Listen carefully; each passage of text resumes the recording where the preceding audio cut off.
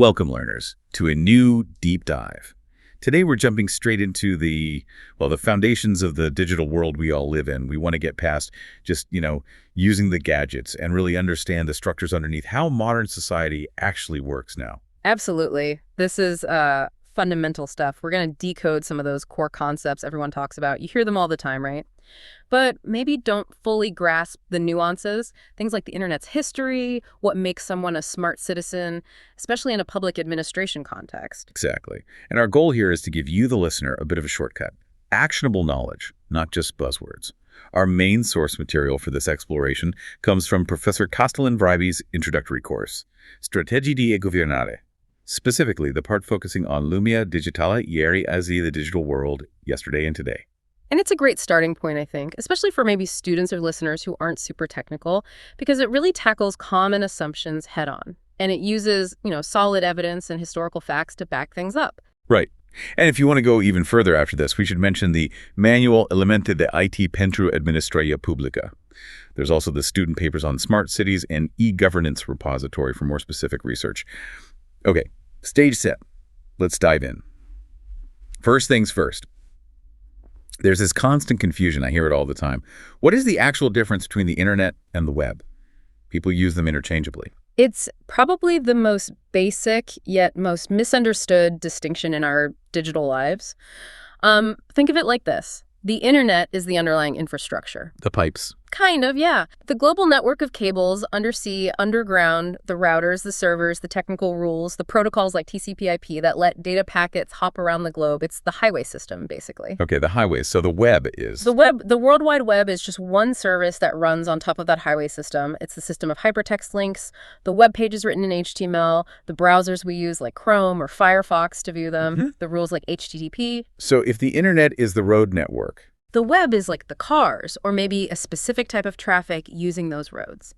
It's a major application, probably the most famous one, but it's not the internet itself. Email is another service that uses the internet, for example. Got it. That clarity is crucial, especially for administrators, right? If a website goes down. Exactly. They need to know, is it the website itself, the web service, that's broken, or is the underlying internet connection, the highway, completely cut off? Yeah. Very different problems. Okay, makes sense. And speaking of the web taking off, let's go back to its origins. The source material is very clear. CERN, Geneva. That's right. Tim Berners-Lee, a British scientist, proposed it back in 1989. He built the first browser and server while working at CERN, the European Organization for Nuclear Research in Switzerland. But the invention itself wasn't the big bang moment for global use, was it? Not quite. The truly transformative moment, the one that really sparked the global explosion, was a specific decision. On April 30th, 1993, CERN made a pivotal choice. They put the core World Wide Web software into the public domain, free. No patents, no fees, for anyone to use, adapt, build upon. Wow. Just gave it away instead of trying to commercialize it or keep it just for scientists. Imagine if they hadn't. If it had been locked behind expensive licenses. The whole open, democratic nature of the web might never have happened. That decision must be one of the most impactful moments in recent history. Absolutely. It turned the web from a niche tool for physicists sharing research data into the global information space we know today. Unbelievable foresight, or perhaps principled decision-making. It really is. Okay. And the source material gives us some fun digital landmarks from that era. Verifiable firsts, the first website ever. info.cern.ch. And the amazing thing is you can still visit an official replica of it today. Really? What's it like? Oh, it's incredibly basic, just text and links, a real portal back to the very beginning. It's a great reminder that, revolutionary tech doesn't always need fancy graphics. It just needs to work, to be useful. That's a good point. And my favorite first from the material, the first webcam, it wasn't watching traffic or, a scenic view? No, it was pointed at a coffee pot, the Trojan Room coffee pot at Cambridge University back in 1991. Why a coffee pot? Because the researchers in that computer lab kept walking down the corridor only to find the pot empty. So they rigged up a camera, digitized the image, wrote some software so people could check the coffee level from their desks. That is brilliant, solving a real human problem. A caffeine problem. Exactly. It sounds trivial, but it was a perfect small-scale demonstration of remote monitoring. It captured people's imagination way more than abstract physics data ever could. It showed the potential.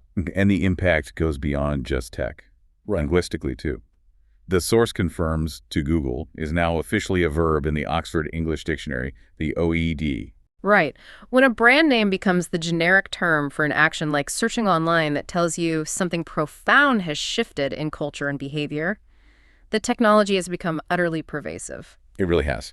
Okay, let's shift perspective. From a Cambridge coffee pot to the highest point on Earth, Everest. We tend to assume connectivity is everywhere now. But the material asks pointedly, can you actually get online at the summit of Mount Everest? Yes, but it's a classic yes, but answer.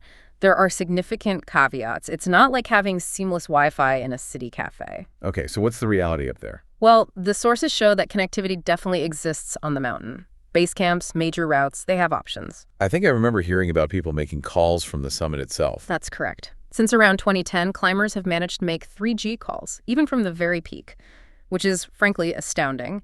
And the tech keeps pushing higher. By 2020, there were reports of 5G stations being installed at very high altitudes, around 6,500 meters. 5G that high up. Wow. And even more recently, 2023, the Chinese tourist base camp apparently got high-speed Wi-Fi. So the infrastructure is creeping upwards. So if the tech is there, what's the but? Why isn't it simple? The key word is intermittent, especially at the summit itself. Coverage is patchy. It depends hugely on weather, clear line of sight to a base station, battery power for the devices. It's definitely not guaranteed. It's a great lesson, actually, for anyone in public administration thinking about digital services. Universal coverage always bumps up against physical reality, cost, environment. Connectivity isn't an on-off switch. It's a spectrum. A really important point about digital reality versus assumptions. Okay, let's stay with things that aren't immediately visible. The deep web. This is another area of massive confusion. People hear deep web and immediately think dark web, criminals, illicit stuff. That's the single biggest misconception, and we really need to clear this up. The overwhelming majority of the deep web is completely legal, totally necessary, and frankly, not dangerous at all. Okay, so let's unpack it for the listener. The source material mentions 3 layers. Right. Think of it like an iceberg. First, the very top, the part you see above water. That's the surface web. This is everything that standard search engines like Google or Bing can find and index. News sites, blogs, company homepages, Wikipedia, the stuff we browse every day. Okay, visible, searchable, standard stuff. Exactly. Now, the huge part of the iceberg below the water, that's the deep web, by volume, it's vastly larger than the surface web.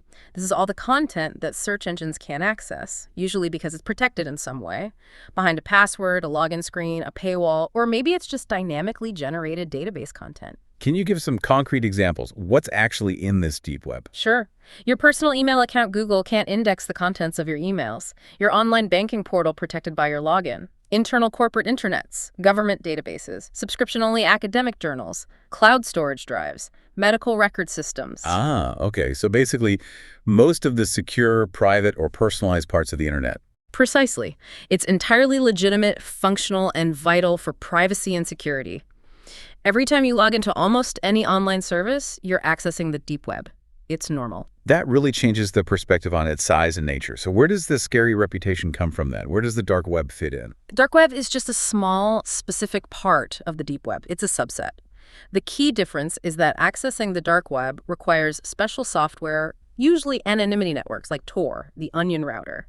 This software deliberately obscures your location and identity. And that anonymity is a double-edged sword, right? Exactly. It has legitimate uses, protecting journalists, whistleblowers, political dissidents, and oppressive regimes who need to communicate safely without being tracked.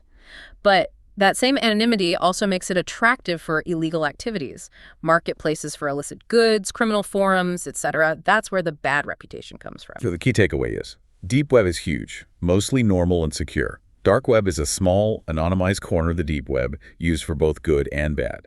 They're absolutely not the same thing. Couldn't have said it better myself. That distinction is critical. Okay, foundations laid. Let's shift gears to the economics powering all this. Question 5 in the material hits on that big paradox. Google.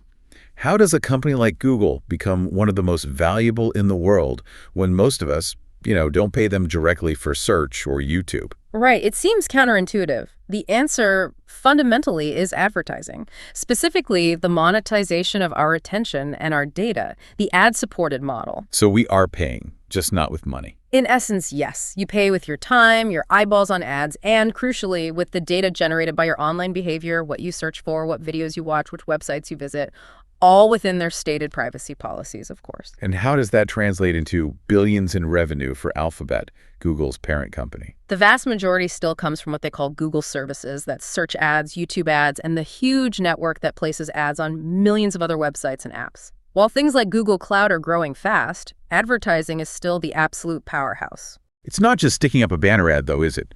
It's much more complex now. Oh, vastly more complex. It's driven by real-time bidding, or RTB. When you load a web page or do a search, behind the scenes, in milliseconds, an auction happens.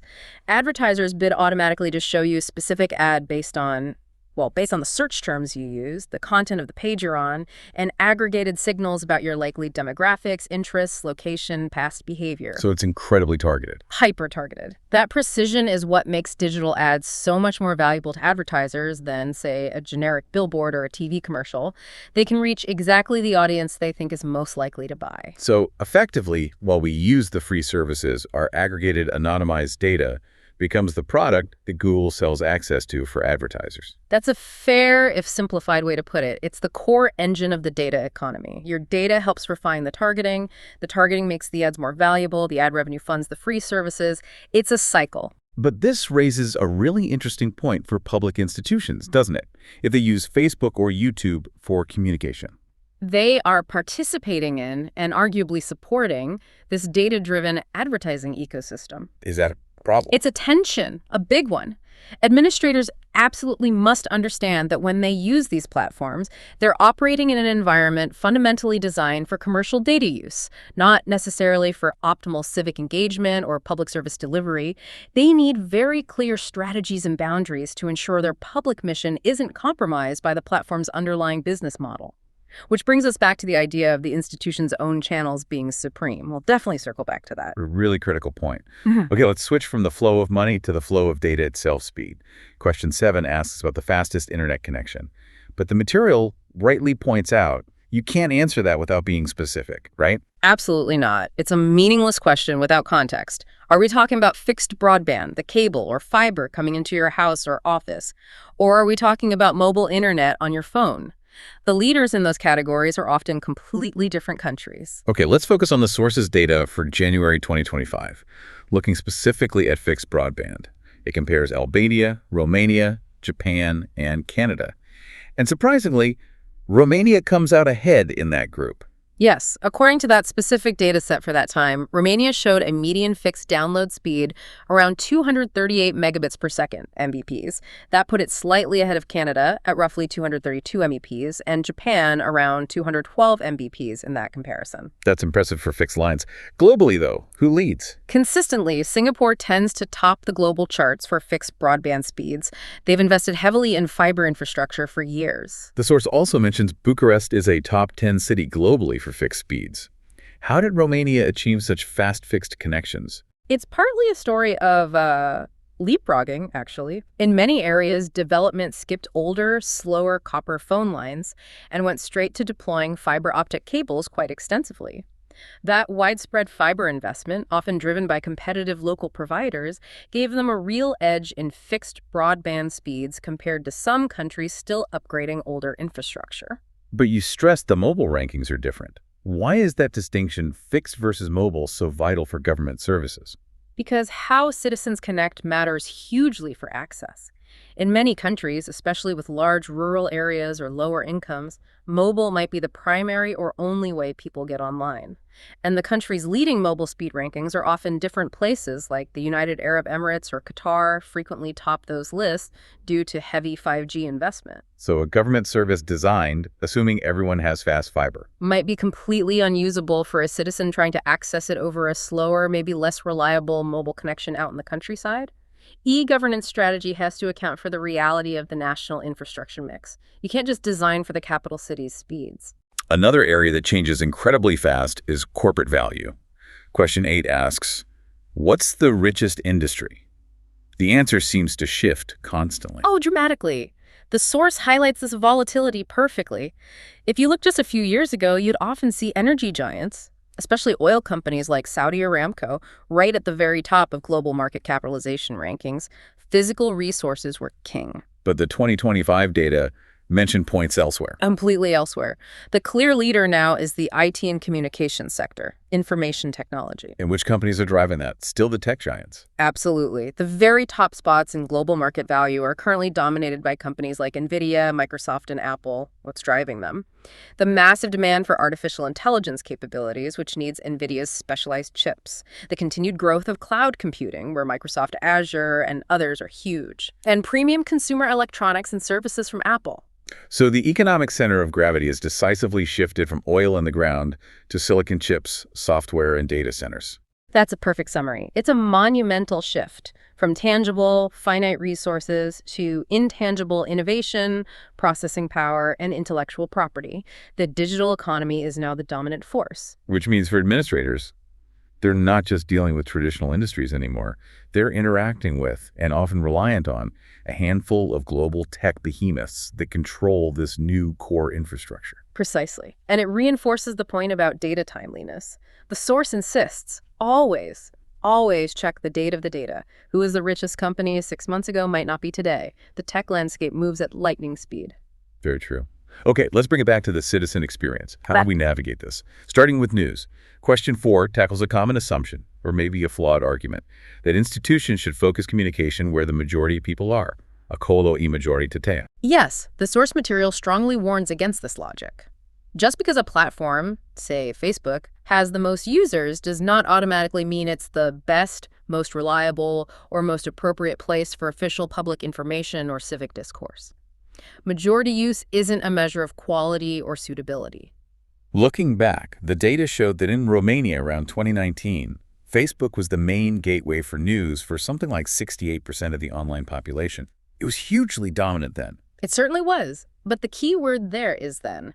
The trend highlighted for 2024-2025 is fragmentation. Rapid fragmentation. Meaning people are spreading out. Exactly. News consumption isn't concentrated like it was. People are getting news, or what passes for it, from a much wider array of sources now. TikTok, Instagram, YouTube channels, dedicated news apps, even private messaging groups like WhatsApp or Telegram. So that 60+% figure for one platform is likely history. It's certainly not a reliable global rule anymore, and likely shrinking in many places. The implication for public administrators is huge. You can't just post on Facebook and assume you've reached everyone. You need a multi-channel strategy to reach different demographics across these fragmented platforms. Which leads perfectly into defining the smart citizen. Question 6 is crucial here. It challenges that simple idea that being smart just means you own a smartphone or know how to order things online. That assumption is completely off base, according to the source.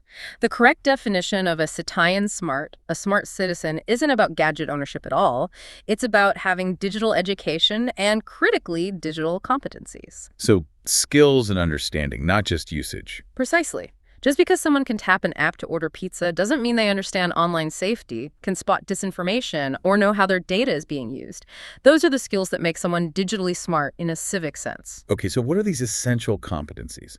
The source points to a European framework. Yes, the EU's DigComp framework, specifically version 2.2 mentioned in the material.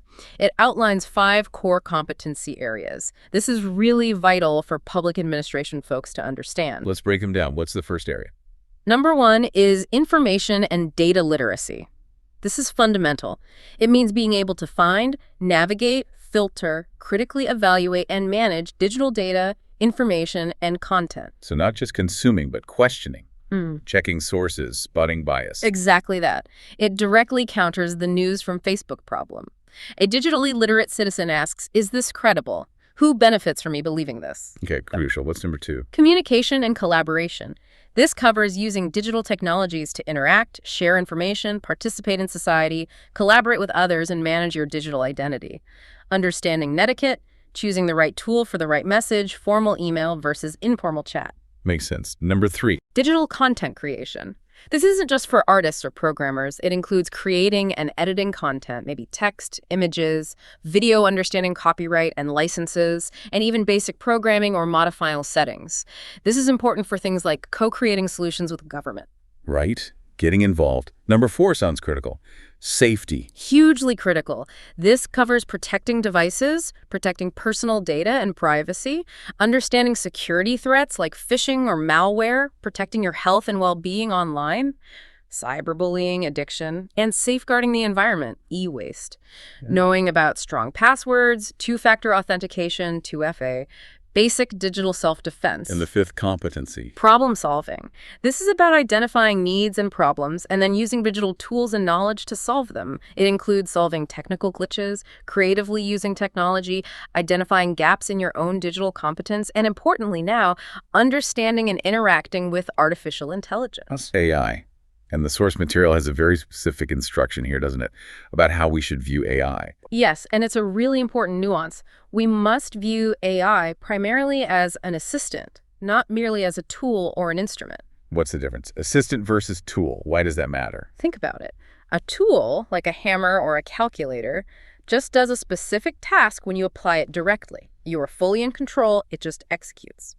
An assistant, however, implies a more complex interaction. It can help you analyze information, suggest strategies, synthesize complex data, but crucially, the final judgment, the critical evaluation, the ethical considerations, the responsibility that must remain with the human user, the citizen. So you can use AI to help write a report, but you still need the competency to check its facts, its biases, and decide if its suggestions are appropriate. Precisely. You can't just blindly trust the AI's output. The smart citizen uses AI as a powerful assistant, but retains critical oversight. Relying on it as a simple tool without that critical layer is dangerous. Got it. And how does this concept of the digitally competent smart citizen connect back to governance? Especially thinking about places like SNSPA that train future administrators. The connection is direct. A digitally competent citizen is equipped for meaningful e-participation. They can engage with government online effectively. And participation isn't just one thing.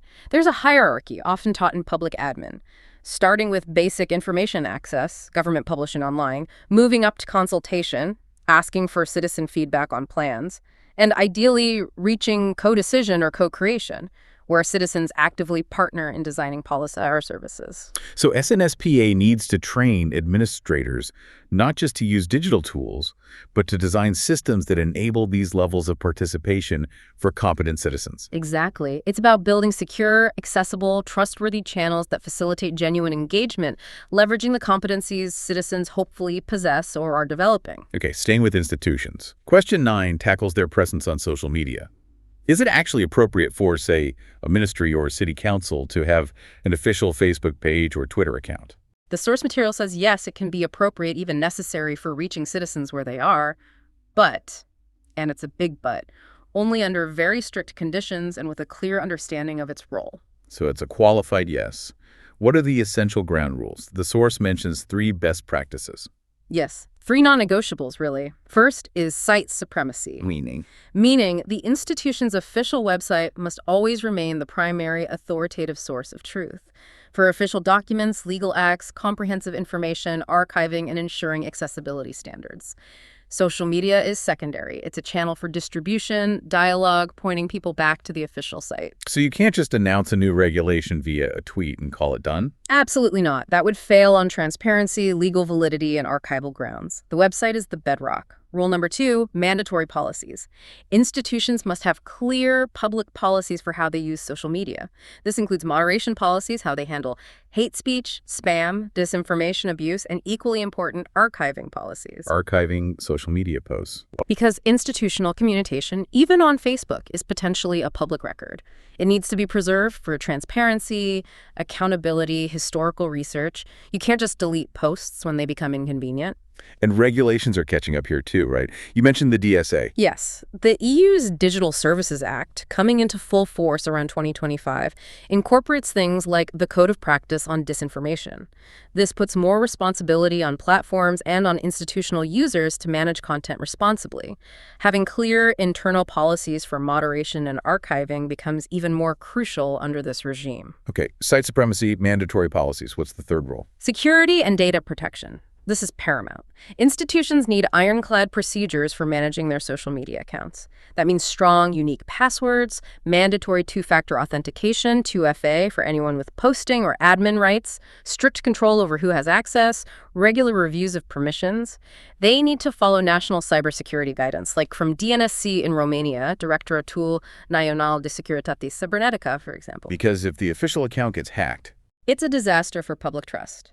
Fake information could be spread, sensitive data potentially exposed. Security isn't optional. It's foundational for maintaining credibility in the digital space. absolutely. Lose trust, lose everything. Pretty much. Digital trust is incredibly hard to build and very easy to shatter. Okay, we've covered a lot of ground. From the very birth of the web at CERN, that coffee pot webcam, Ah, yes. through the deep versus dark web distinction, the ad-based economy, the complexities of internet speed, the rise of IT. And landing on what it really means to be a smart citizen, those 5 core competencies, and how institutions need to engage responsibly online. It really highlights how understanding these fundamentals is crucial for anyone in administration, or frankly, anyone just trying to navigate modern life effectively. It truly is. These aren't just technical details. They shape our economy, our politics, our daily interactions. So before we wrap up, that final provocative thought for our listeners to chew on. You mentioned the rapid shifts, Romania potentially leading in fixed broadband 1 minute, Singapore the next, oil giants dominating, then suddenly it's NVIDIA. Exactly. So the thought is this. Given this incredible speed of change and connectivity in dominant technologies like AI and market leadership, what kinds of infrastructural decisions and strategic choices do public administrators and policymakers need to make today? How do they ensure that the digital services, the platforms, the skills they invest in now will actually still be relevant, effective, and competitive 5, maybe even just 3 years down the line?